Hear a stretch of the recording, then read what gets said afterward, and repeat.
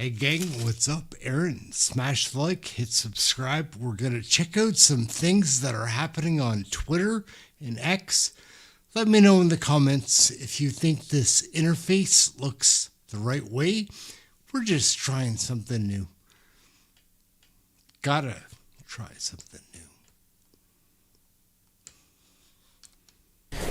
Being tough on crime, certainly we've been there. I think the reason that some Canadians might have questions more specifically about Canada's level of engagement and whether or not, as you pointed out, it equates or not to endorsement is because of what we heard from the Prime Minister you previously served under, from the RCMP, and then strangely, later in the week, this week, from an unnamed government official concern about transnational repression from India.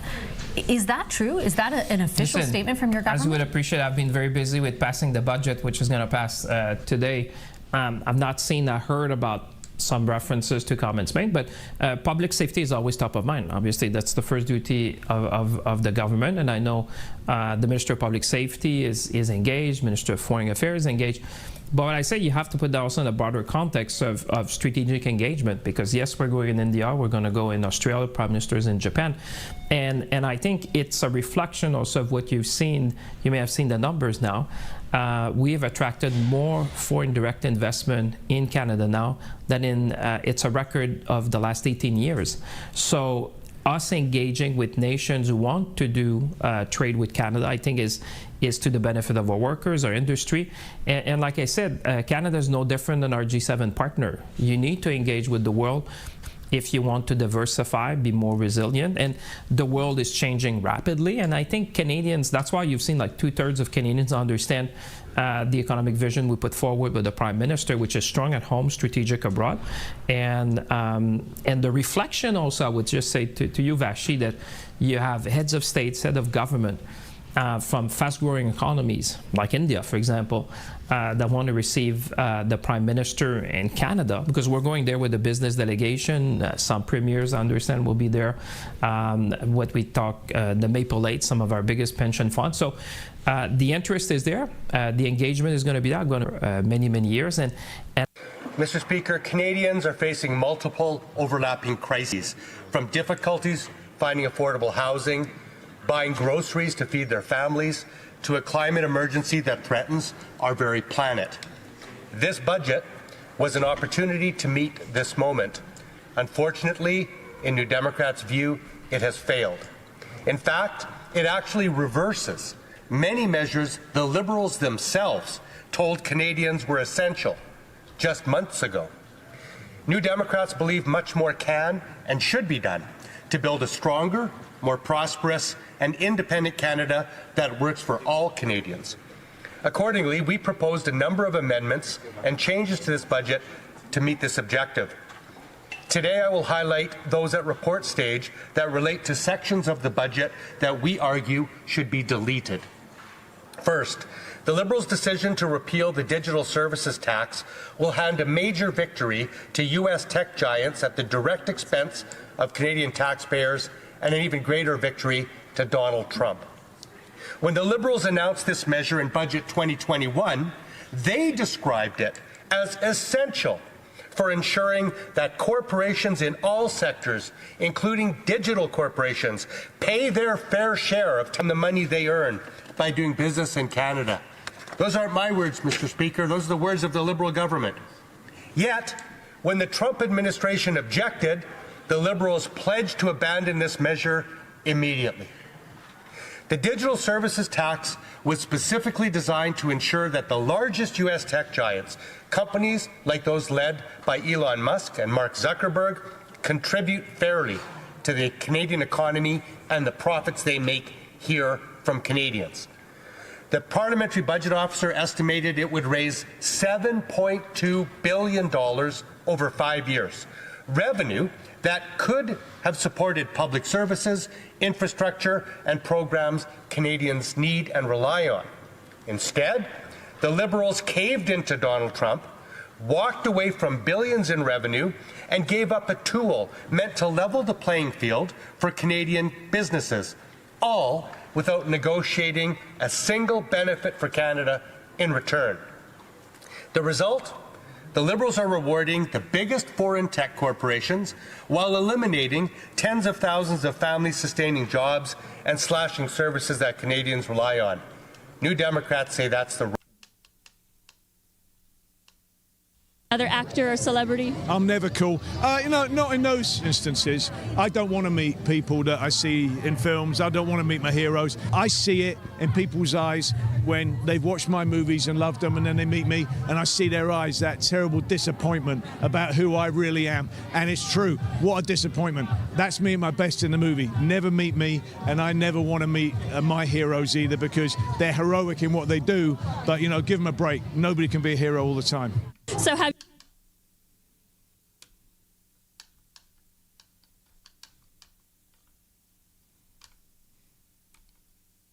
more than $25.5 billion to my country, Ukraine. As somebody who was born in Ukraine, I want to cover this really quick for you and explain why I do not support it. Well, I could start by saying we should support our own pensioners. I could start talking about the food banks, lineups, and insane inflation rate for groceries, the worst outcome for inflation in G7. And I can keep on saying all the political slogans, but let me tell you the moral aspect of that. I want to tell you, first of all, I do support Ukraine, and I'm against the Russian invasion of Ukraine, and I still have my family members right on the border where basically the war is happening as we speak, and it's horrible, it's terrible. But here's the reality. Imagine this: RCMP vans, RCMP in Calgary, in Alberta, he gets unmarked vans and starts driving the street. You get pulled into the van, beaten up by the handle of a weapon, thrown into the back of the car, taken to the station, humiliated, beaten up again, abused, and then made sign a paperwork and thrown into the meat grinder to the front lines to die. Now, what is the way out? How do you get out of it? You either run or you have money. The market rate unofficially from the Ukrainians who came to Alberta is $1,000 bribe for you to get out. And if there is another unmarked RCMP van to stop by next to you in Ukraine and you don't have that extra $1,000, you might still go to war. And if you don't have the money, then you probably are dead. Then also, if you survive, maybe you're not dead. But anyways, also if you want to flee the country, you're not allowed to leave. It's like North Korea right now in Ukraine. You're not, if you're a man, you are not allowed to leave. So you, at one point, you were a taxpayer, a citizen of a country that is really corrupt and was barely ever helping you anyways. And now you're supposed to die for your country. You're not allowed to leave. And if you leave, you're a traitor. So, or uhiland, that's how they call the people. So Ukraine is essentially turned into a prison for its own man, for its own citizen. I cannot imagine anyone in the Western world to imagine that kind of things. There are men that are hiding in their units, in their apartments, coming out at midnight to grocery shop. They are afraid to leave their homes because they're afraid to be caught and be sent and be dead at the front lines in Ukraine, and they're going grocery shopping between 2 and 4 a.m. where there is less military or police on the streets, and they cannot go to jobs. The country is just full of women and kids and seniors. There is almost no man left because men are hiding, and also all the people that are grabbing that man are buying BMWs, paying for their education, and buying villas in Spain. So just so you know, that's another aspect that nobody wants to talk about. I still want Ukraine to win, but you have to look through it clearly.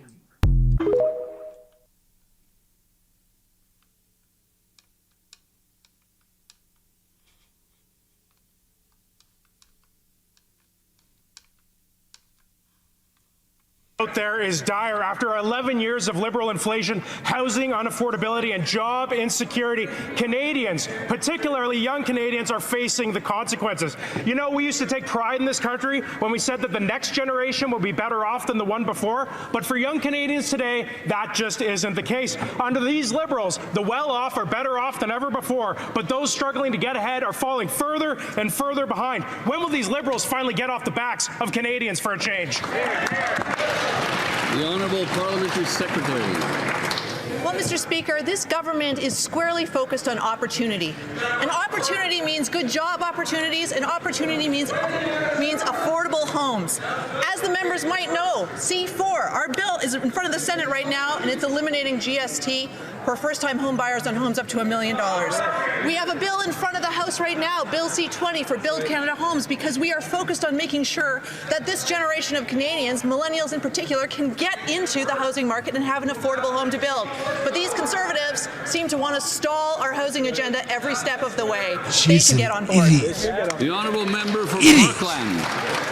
Well, Mr. Speaker, Liberal spin can't avoid the facts. Under this Prime Minister, the rich are getting richer, while working Canadians are falling further and further behind. Liberal inflation has made the bankers rich, but the cost of food, vehicles, and housing is out of reach. Young people are facing record high unemployment, and even those who are lucky enough to have a job can't even afford to pay their bills, let alone save for these $1 million homes these Liberals are talking about. We need to restore jobs with powerful paychecks to ensure that the next generation can be better off. Conservatives are fighting for that future. When are these Liberals going to get on board?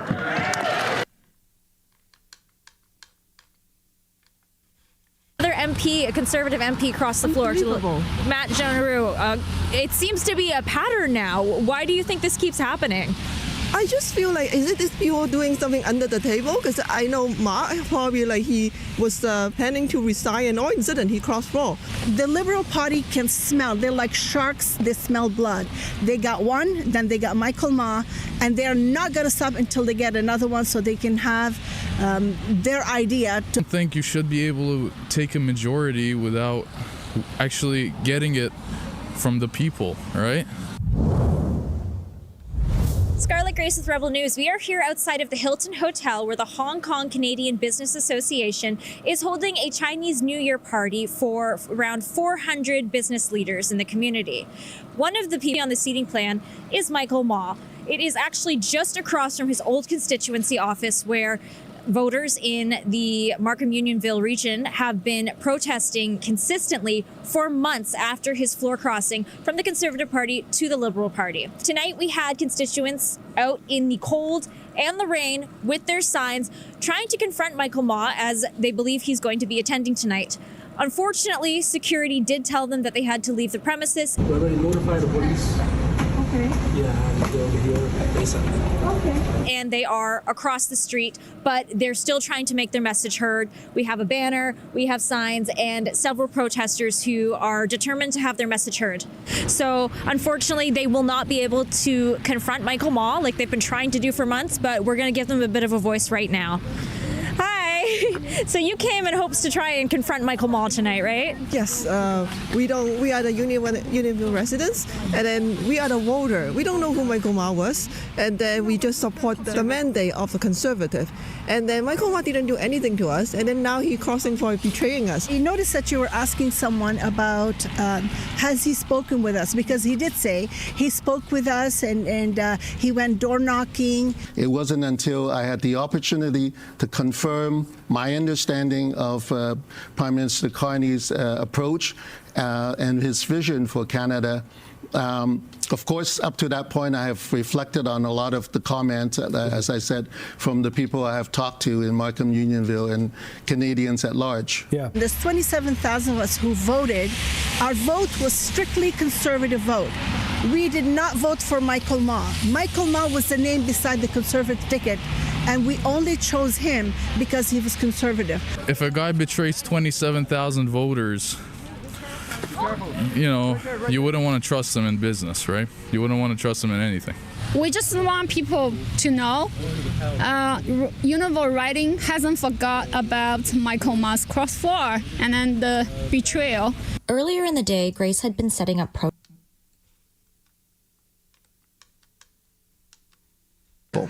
Did your husband fly to Epstein Island to party buck naked with Jeffrey Epstein and Bill Gates and his ugly ass titties?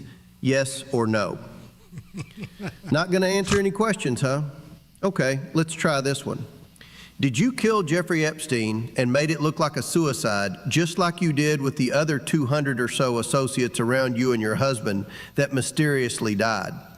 I mean, one of them shot himself 3 times in the back, Mrs. Clinton. Now, how is that even humanly possible? To getting the foreign influence registry up and running. You say that it will be up and running in early spring, but I'll remind you of the timeline nearly 2 years ago when the legislation to establish such a registry was before Parliament. Your predecessor, Dominic LeBlanc, promised that the registry would be up and running before the federal election. That didn't happen. Then your government promised that it would be up and running by June of 2025. That didn't happen either. Then you, Minister, promised that it would be up and running by December of 2025. That didn't happen. It's now February of 2026, and you've set down another timeline, another date. So given a record of making commitments that it would be up and running 3 times, 3 different dates, each time you missed the deadline, why should we have confidence that that's going to happen now? Look, I share the frustration that you have in the delays involved in getting to this point.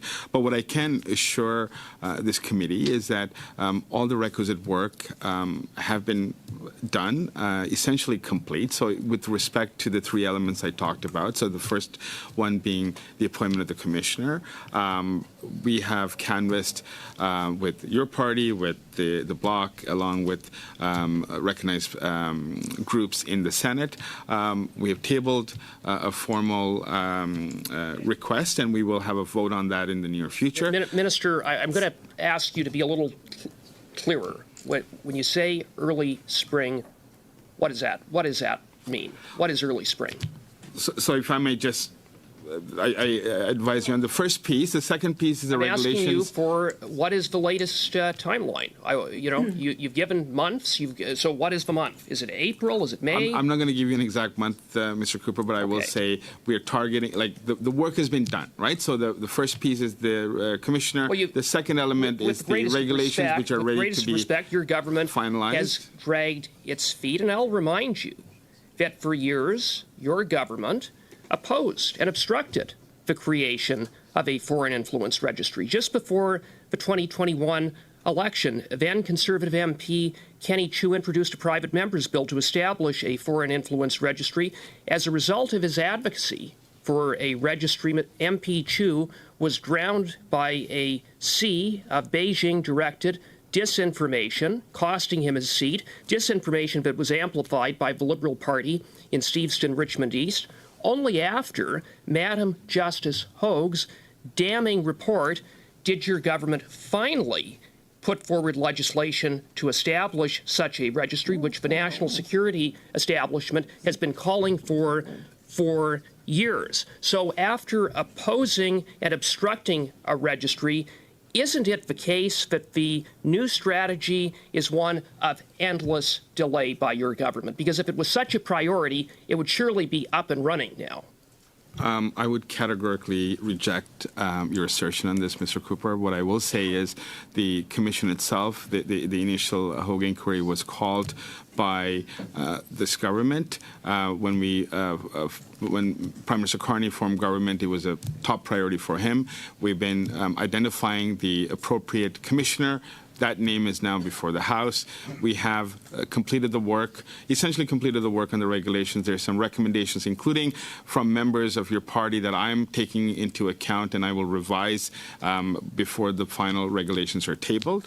And then the system itself will be up and running. So my commitment to this committee and to all Canadians is that the registry will be up and running in the spring. Minister, the registry's not in place. The office isn't open, and it's been more than 2 years.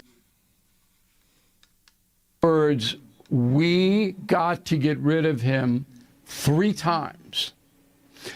Any interviewer other than Nicole Wallace would have said, what do you mean by that?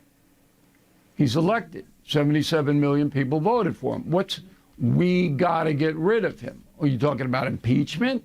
What are you talking about? Of course, Nicole Wallace doesn't do that. So I'm watching this, and I'm the head of the Secret Service. USC, U.S. Code 871, it is a crime to threaten not only the President of the United States, but the Vice President and everybody else in succession. That would be the Speaker of the House on down. The reason that law is there, because on the day that Abraham Lincoln was assassinated, his Secretary of War, Stanton, his Secretary of State, all were designated for assassination. Didn't happen. Stanton got hurt.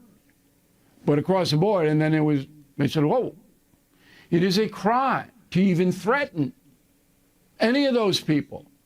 And with Donald Trump and the assassination attempts, this goes way up, okay? So I'm a Secret Service director, and I'm seeing this 3 times. We got to get rid of him.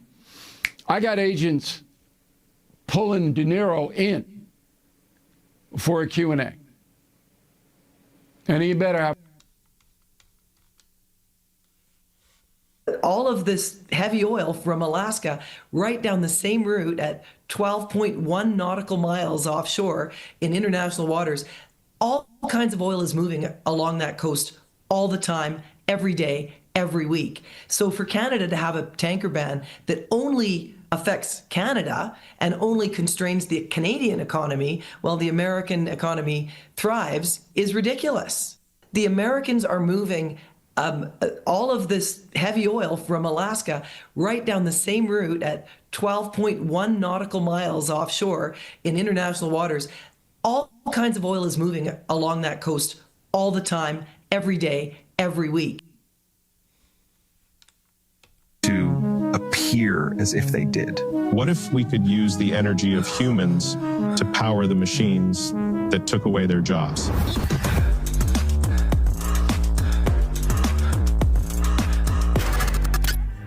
Energem solved our need for energy and your need for purpose. By 2030, almost 80% of people had lost their jobs. They had no money, no purpose, but they had a lot of time on their hands. The less people actually did physical work, the more they wanted to appear as if they did. What if we could use the energy of humans to power the machines that took away their jobs? Gosh. That ain't funny.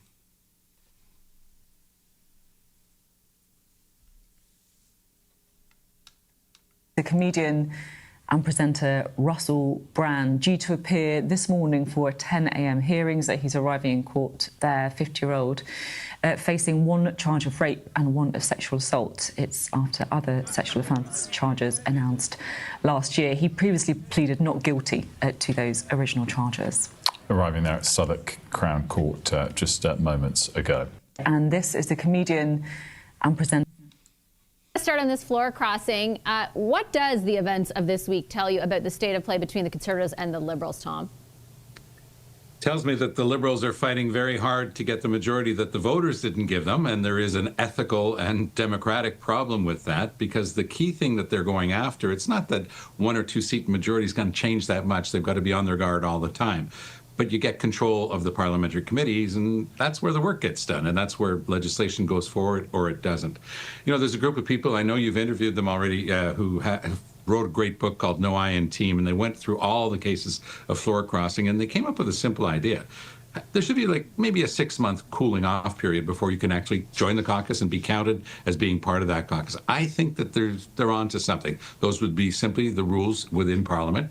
Parliamentarians can make whatever rules they want. And I think there's something missing in our system when it's that easy to cross the floor. By the way, I have nothing but good things to say about Matt Generoux, one of the kindest and most capable parliamentarians I've ever had the pleasure of working with. But there's something wrong with our system. Or a study based on data that preceded those changes. Would you be able to look into that as an example? If you were, I mean, now you've heard about it, you might want to inform the government of your findings. Sure. Again, with a motion from the committee, we'd be happy to undertake additional work and additional analysis. Okay, that I think this would be very helpful. Should not another analysis be done? This and more, the Premier of Ontario, Doug Ford. Premier Ford, thanks so much for joining us. How does this latest move by President Trump to issue a universal 15% tariff impact Canada? Well, fortunately, first of all, thanks for having me on. Fortunately, it doesn't affect the USMCA deal. We're always concerned about the Section 232, and so far it's not affecting that. So we're fortunate right now, but I think we have to get to a resolution as quickly as possible to really give the American people and the Canadian people the certainty that they need. We're so intertwined, and there's millions and millions of jobs depend on that every single day. If we can get a deal, then we move forward. Because I'll tell you one thing, the American friends. Why did he put up that stupid ad then? This is an example of a mentally ill person who can't handle the sound of love. Let's try it this way.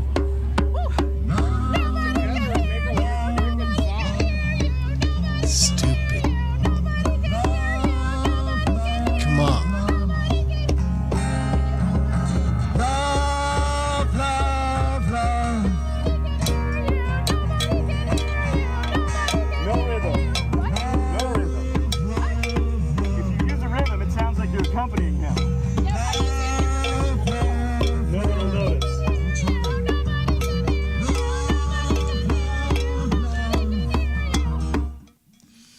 All right, gang, we're going it on this. This woman, imagine the spirit of the man on the guitar.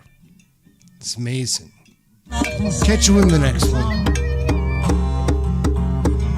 Nothing you can do, but you can learn how to be you in time.